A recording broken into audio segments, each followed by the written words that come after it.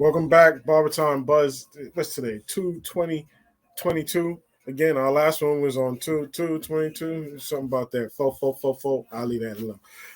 We're back with the history of barbering. This is the last segment of the show, and that's when I bring my man CB from the TBS, Christopher Burke. How you doing, brother? Talk to me. Wonderful, man.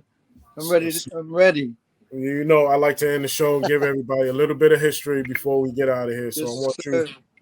what you got for us today. Tell us your tale of the past and how it meets the present. Talk to me. All right. So, just like we ended on the session where somebody that got picked up and mentored, this one, real quick, is somebody else who did it in 1746, just shortly after the last story.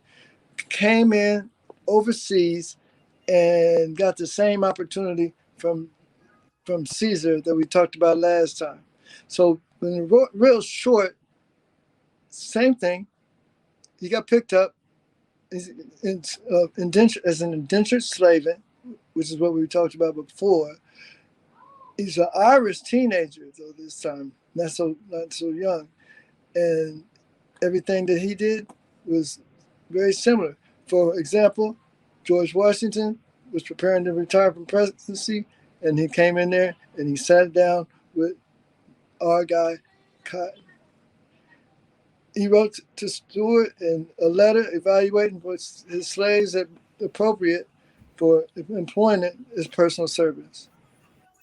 Although the children of his slaves, female particularly, among the best disposed Negroes I have, is what he said. He expressed whether any of them could do the same part. Cotton's reason for selecting Caesar was he was ensured that his slaves learned how to use the razors and the scissors as well.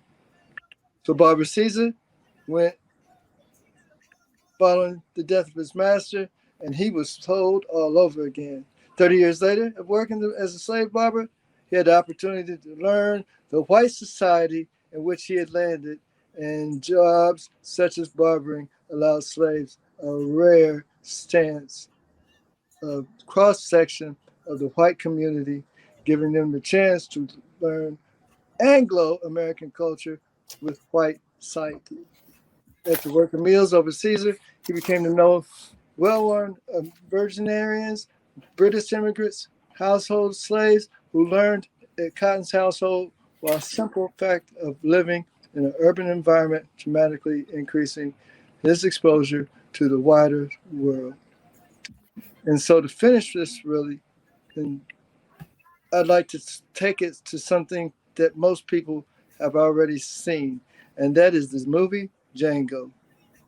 When I teach in the barber industry, I like to take something like this, like a movie, and say what you are working at right now is the history of modern day industry and past industry. So Django gets picked up in mentorship, just like we just talked about, and you know, you got um, Samuel, he's sitting there and he's serving the slave master. And so, but when Django gets picked up, Jamie Foxx, with this guy, he's a barber. They don't really understand that, but he takes his money, puts it into a wagon, and why he can become a bounty hunter is because he's traveled all over everybody, every place, and he knows when Django wants his wife, he says, "I got your back." And so that's mentorship. That's what we used to do. We didn't have no licensing. We didn't have no classes. We didn't have any of that other kind of stuff. All we had was to get somebody who can see you and be promised with you and give you everything he knows. And so when you see the end of this movie, when they go and fight, what you're looking at is a barber who was serving his, the slave master's son, who can talk trash to him because he's cheating on the money, and he can, he can do anything. He goes everywhere too. And when these two guys got to fight, you're looking at the bottom end of the barber history, and you look at the beginning.